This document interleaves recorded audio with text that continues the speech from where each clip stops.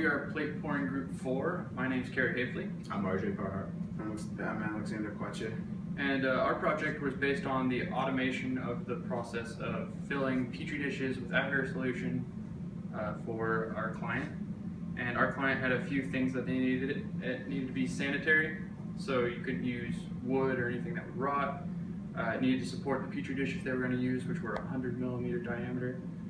It needed to do at least 120 plates in an hour because that's what they could do by hand. And we needed to try to prevent sloshing of the material because that would ruin the plate and therefore they couldn't use it. And it also had to fit into a fume hood and be portable enough to be taken out of the fume hood every single day. Yeah, so after identifying these metrics, we drafted 4 different concept designs. And the design we went through with was the first one, as you'll see highlighted here, which is essentially 2 carousel motors, and it has a conveyor belt running through them. And in one carousel motor, the Petri dishes fall down onto the conveyor belt. The conveyor belt then lifts the Petri dishes, pours the agar, and then restacks it into the second carousel motor, as you'll see in the following video.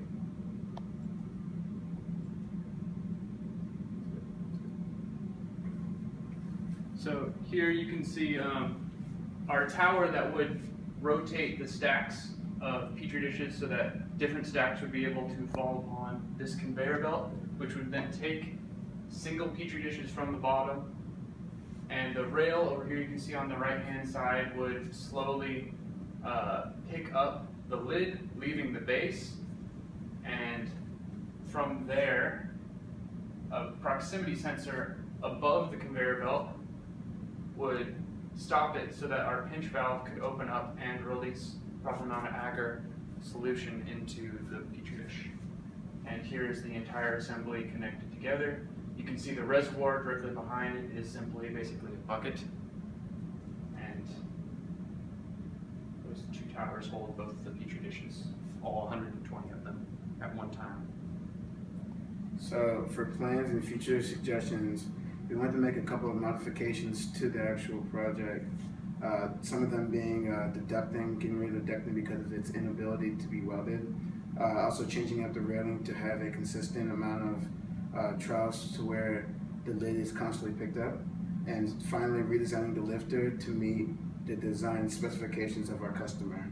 Other than that, we would also like to add new features such as a UV lighting for sterilization from the starting housing to the ending housing. We'd also like to add a heating coil and a magnetic stirrer on the reservoir and insulated tubing to keep the agar solution well heated and the LED sensor to tell you what the temperature is. Aside from that, we would like to change from steel to aluminum. And finally, we would like to have less moving parts on the actual device, such as